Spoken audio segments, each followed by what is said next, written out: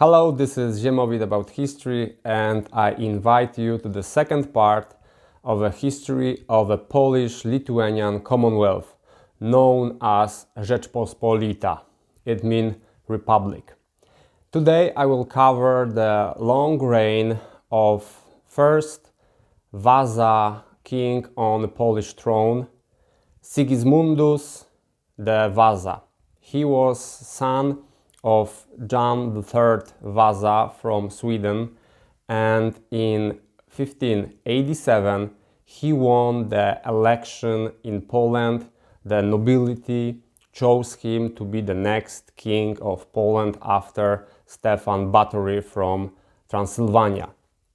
And Sigismundus was half Jagiellonian blood because his mother was Jagiellonian queen, and therefore the nobility of Poland wanted to continue this line of blood from Jagiellonian dynasty, so they chose young 21 years old Sigismundus.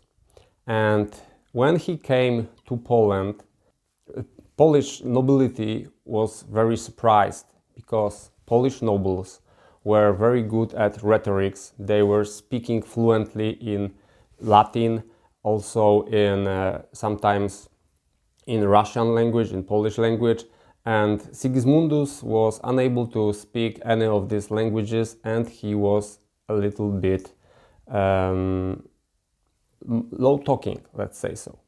So they were much surprised, but on the other hand, there was a second election. Part of the nobility rebelled and they proclaimed Habsburg king of Poland, and a war between Poland and Habsburgs began. This war started in the winter 1588 when the Habsburg forces were traveling through Moravia, through Silesia to enter Polish territory to secure this crown for Habsburg pretendant to the throne. But John Zamoyski, very important Polish nobleman, commanded an army and he won with them under Byczyna, and therefore, what's more, he captured the pretendant Maximilian the Habsburg. He captured him and he kept him in prison for another few months, as long as he resigned his claims for the Polish crown. So this short war was won, and then Sigismundus started his own reign. But at the beginning of his long 45 years old reign, he wasn't very happy with his position. He was dreaming about ruling Sweden, and even he wanted to sell Polish crown to the Habsburgs after his father passed away and he was new ruler of Sweden.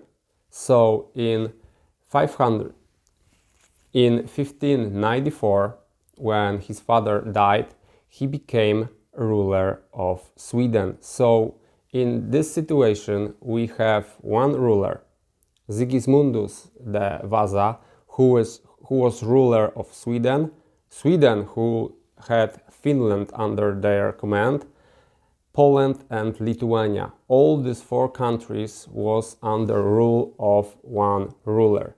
But this situation was not to be kept stable because this was so vast territory and so, what's more important, so diverse territory that it was hard to unite this whole state. What's more, in Sweden, Protestants won and Catholics were not very liked in this country, let's say so. And Sigismundus was a little bit fanatic about Catholicism, so the population, citizens of Sweden, don't want it fairly fanatic Catholic ruler to be their king. So they started to plot against him, and finally his uncle Charles IX took the throne in Sweden, and he tried to get rid of Sigismundus. But Sigismundus assembled his forces, his private army, because Polish nobility don't wanted to go on this war. And in Poland we had such a law, such a government, that parliament had to agree on any war. Without agreement of parliament, you cannot go war. It was something unusual in Europe, where rulers were declaring wars, making peaces, and so on. In Poland, the parliament was the only body that could declare war. And parliament didn't support the claims of Sigismundus to the Swedish throne, so he took his own mercenaries from Transylvania, from Germany, and moved in 1598 to Sweden to fight for his crown. And unfortunately, or maybe fortunately for us, he lost. He lost the battle, and then he lost the crown of Sweden and, of course, the Finland, which was with the Sweden at this time. But it also started the war with Sweden, because Charles IX was very upset about his nephew Sigismundus, and Sigismundus was all the time using the title that he is the king of Goths, Swedes, and Vandals. And it started a war between Poland and Sweden. Swedish forces landed on the eastern banks of Baltic Sea, and they tried to conquer cities in present-day Łotwa, and they were trying to conquer Riga. Riga was the most important city in this territory. Riga, even today, is the most important city there. To repel this invasion, we had great Polish commander Charles Chodkiewicz, and he marched with only 3,000 cavalry to fight with Swedes. And they had 12,000 men under the command of Charles IX, and they met each other under the village called Kirchholm. And in this field, very good Swedish infantry and some cavalry was crushed by 3,000 Polish cavalry, mainly winged hussars, and we lost only 200 men in this battle, while Swedish side lost like 5,000 men, and King was fleeing from the battlefield. He barely managed to reach the shores of Baltic, jump on the ship and swim back to Sweden, and he left all his army behind him. So the victory was great, but there is also a dark side of this victory, because as I mentioned before, and I will mention it here again, Polish was a republic with the most important role of parliament. And in Polish parliament, you can only impose taxes on nobility. And of course, nobility was not so eager to tax themselves. For example, in the taxation in Poland was lowest in whole Europe. It was like 2% of nobility's income. In the previous episode, when I told you about the war with Russia, when Stefan Batory was conquering Polotsk and Pskov, nobility agreed to pay 30% taxes, 15 times more than normal, but it was unusual tax just to support this war.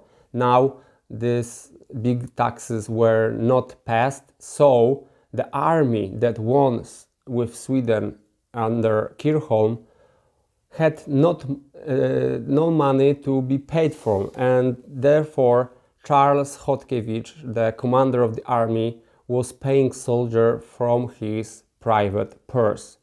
And this situation will continue in Polish history because nobility don't wanted to pay moderate taxes to support stable military forces, because they were afraid that if these forces will be all the time ready, maybe the king will think about some usurpation, some autocracy, and so on. So they preferred to agree on taxes on each parliament for special war, and then cut these fundings. So we have won with Sweden, but the problem with Sweden will not end, because our king Sigismundus the Vasa will still use the title of King of Swedes, Goths and Vandals. On the other hand, in the south we had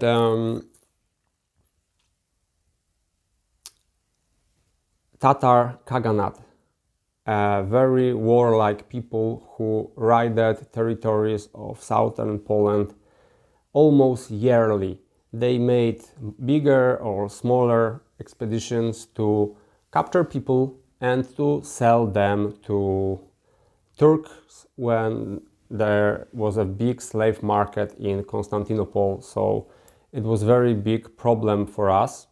But there is another very interesting thing happening in 1600. Polish nobleman Lew Sapieha, Lew means lion, was sent to Moscow to discuss a union between Poland, Lithuania and Moscow. And he proposed something like European Union. It meant the common currency and the common market for people and goods. And what's more, he proposed that both Russian Tsar and Polish king could be next in line to inherit throne both Moscow and in Krakow. And this proposition was denied by Russian side because they were a bit afraid of Polonization of Russia, because already they could see that Lithuania is being more and more Polonized, but it wasn't enforced. It was a natural process that Lithuanians were traveling to Poland, to Polish academies, universities, and they learned Polish, and they abandoned Russian language because they used Russian language before. From 14th century, in fact, Russian language was the most important language in Lithuania, and now Polish was becoming more and more important in Lithuania. Also, so this proposition failed, and king tried to make some reforms, because as he saw that he had no money when war with Sweden is going, as I told you the example of Battle of Kirchholm, he wanted some reforms. He wanted bigger budget for military, he wanted easier legislation, and this was very modest and reasonable proposition, but nobility was very upset and they rebelled against the king, and there was a small civil war in 1606 because of these propositions that king was trying to pass. So he withdrew from these proposals, and the political system of Poland wasn't changed, so nobility was in force. And then happened a very extraordinary event. Boris Godunov died in Russia, and the Russian throne was abandoned, and there were a lot of pretenders to take the throne, because Ivan the Fourth and then his son Fyodor were the last rulers from Rurik dynasty. Then Boris Godunov was trying to establish his own dynasty, but he wasn't able to make it last longer than his life. And now there was a big struggle. Who will be the new Tsar of Moscow and Tsar of this vast Russian territory?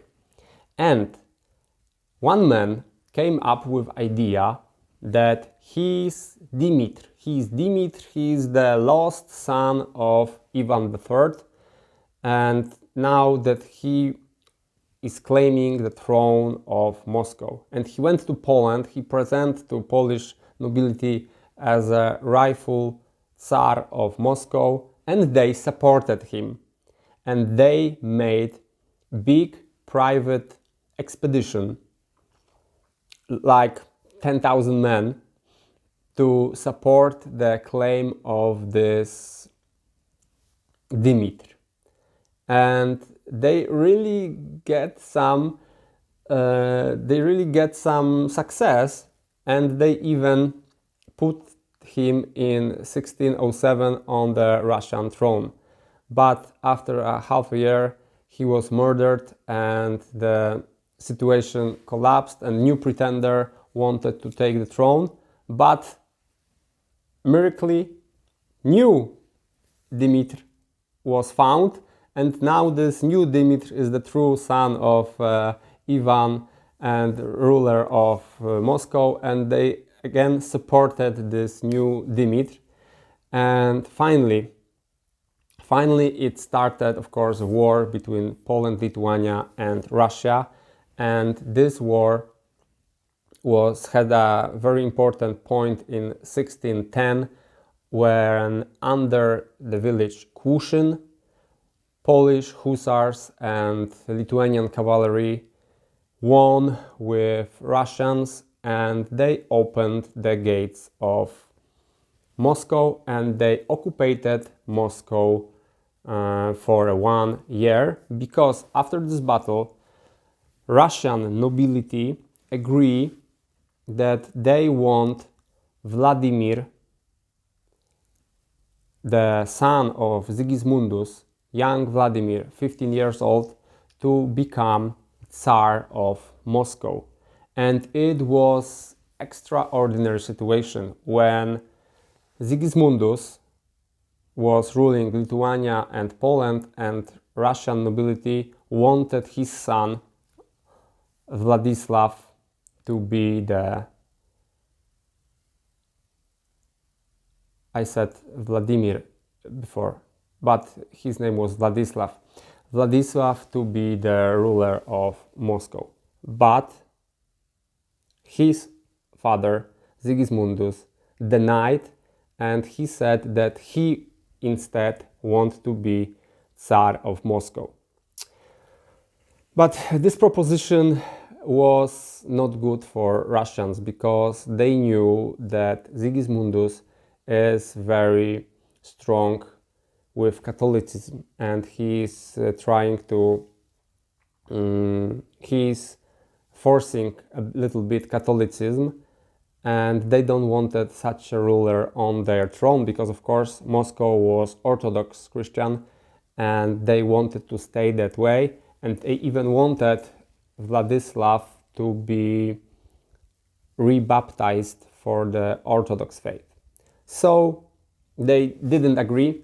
This very important, great deal was not done, and this deal would change the whole history of the world, because we would have three great countries united under one ruler, and perhaps this country would expand enormously because they would not have any threat from the north and from the east.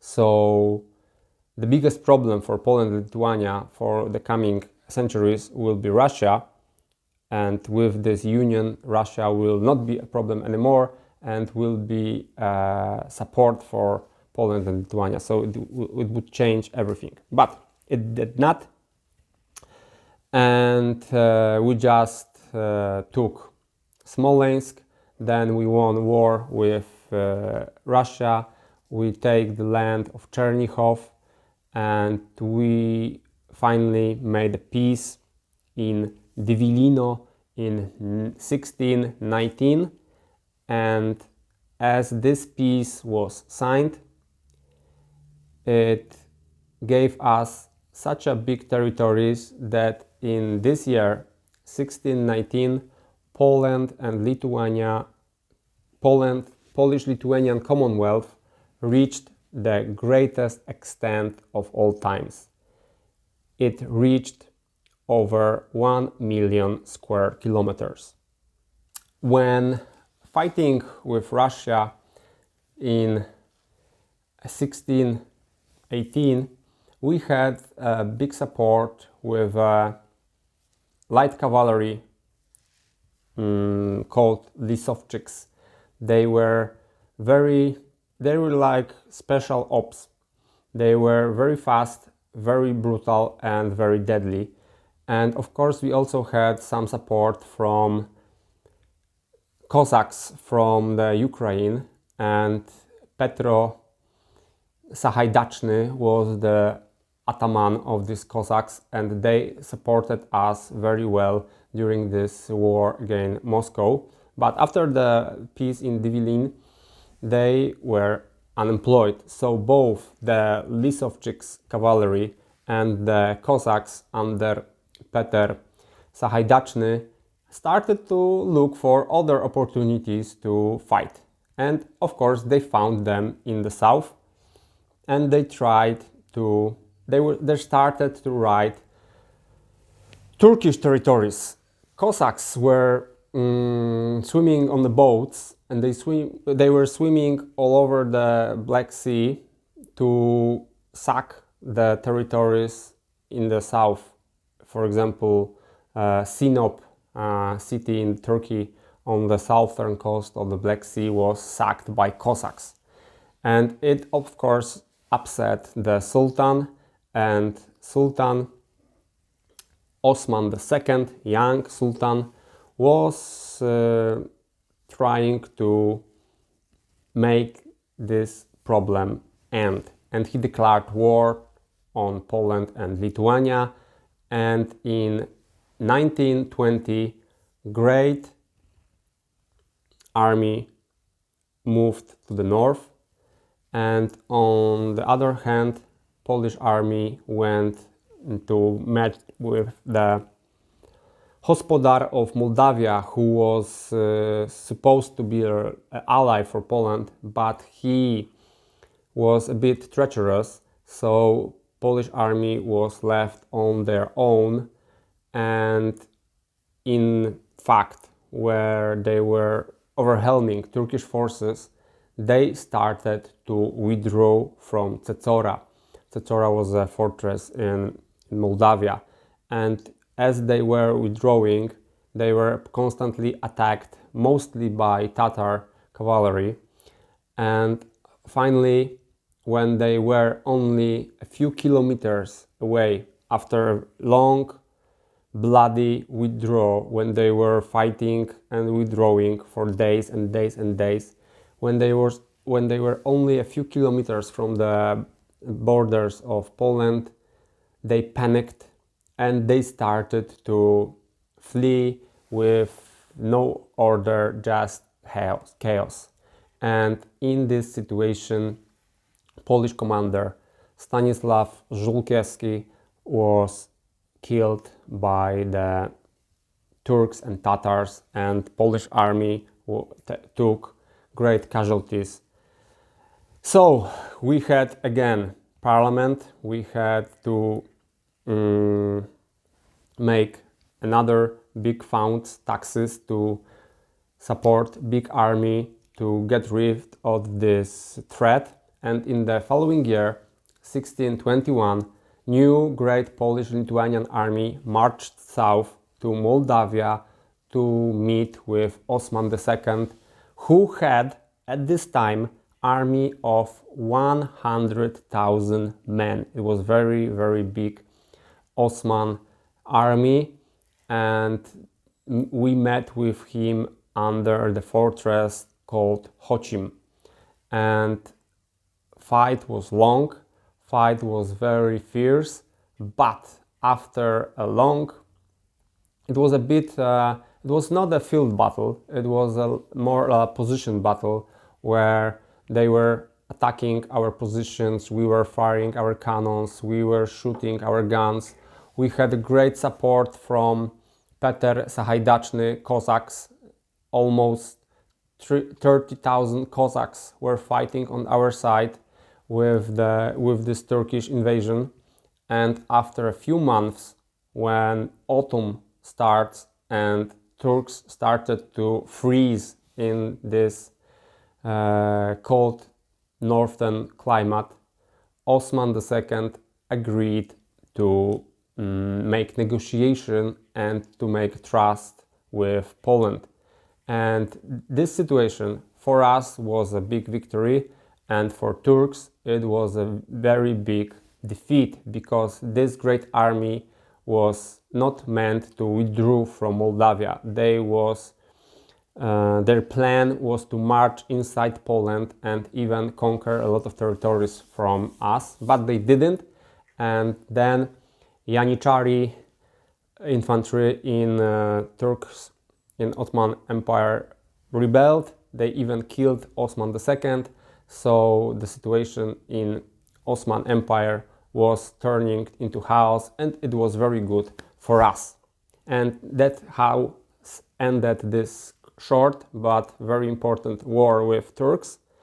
But on the other hand, immediately after, we had problems in the north, because Gustav Adolf, very skillful, very talented commander from Sweden, new king of Sweden in fact, attacked Pomerania and attacked Lithuania in the north, and he was winning battle by battle, conquering cities and taking the most important, was trying to take Gdańsk. Gdańsk was the most important Polish city economically, because through Gdańsk we sell Polish wheat.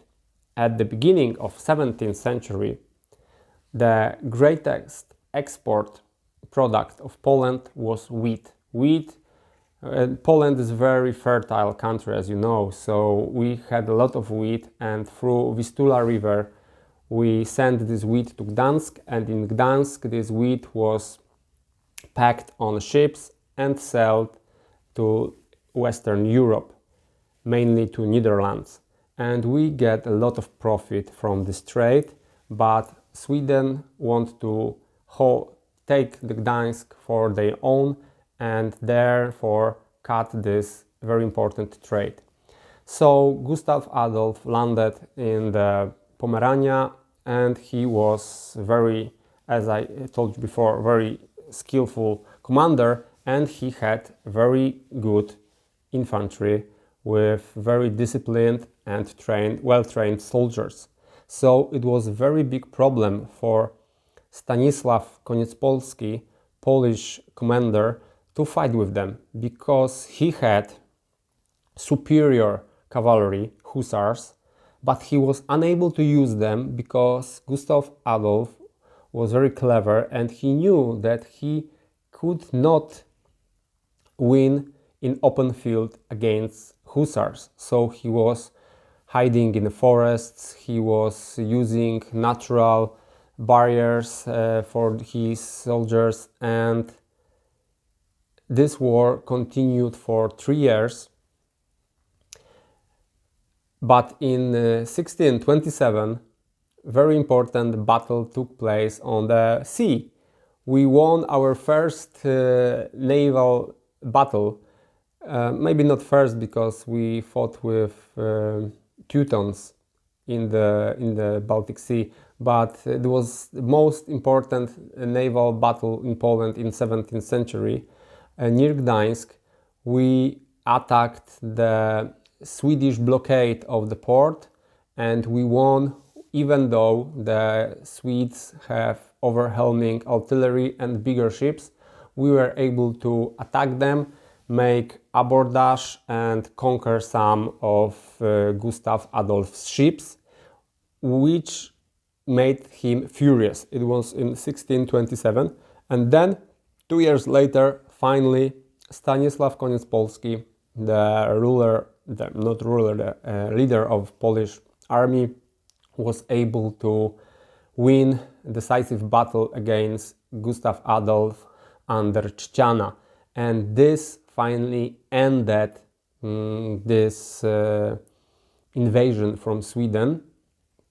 But the peace treaty from Altmark wasn't very good for Poland, because in fact Sweden held some of cities they were able to conquer during this campaign. But fortunately for us, Gustav Adolf died 3 years later in the battle in Germany, because he was a participant of the Great 30 Years War in Europe, and he died in the battle. So after his death, we were able to take these cities again. And in Sweden, there was no new ruler, so of course our king Sigismundus wanted to be again the ruler of Sweden, but at this point, and in the 30s of 17th century, it was totally impossible for Polish ruler to be the king of Sweden, because Sweden was very, very fiercely Protestant, and they even made a law that if you want to be a Catholic, that the penalty is losing your head. So you can imagine that Catholic king was not an option for Sweden. And so the reign of Sigismundus Vasa ended. As I told you before in the beginning, he was ruling for all 45 years. He was one of the longest ruling ruler in Poland, in whole Polish history. His reign was a time of a lot of wars. Wars with Sweden, wars with Russia, and wars with Turkey. All these wars we were able to win, or at least don't lose territories. And finally, we had the biggest territorial expand during his reign. But was he a good ruler? This question is very difficult, because on the other hand, we have this wars won, but we were a superpower at this time. So these victories, when we defend ourselves from Sweden and from Turkey, was not something extraordinary for us, because we were very strong at this time. So, for example, if we had more ambitious, more warlike ruler, we may conquer a lot of territories out of the situation we had, but we didn't. So, in my opinion, Sigismundus was something like normal ruler. Not so outstanding and not bad. His worst point, in my opinion, was that he was very close with Catholicism, and he didn't want that to be religiously tolerant, and because of that we were unable to take Russia and unite Russia with us under the union, personal union of, because his Catholicism was for Orthodox Russians unacceptable. And on the other hand, if he would be an Orthodox ruler, he would easily rule Poland as an Orthodox ruler, because in Poland we had no problem with a ruler who is not Catholic. Thank you very much for your attention. It was second part of history of Polish-Lithuanian Commonwealth, and soon I will tell you about the most bloody and most dramatic middle 17th century in Poland, when we have three great wars, very devastating for us, and I will cover this topic in the part 3 of this series. See you!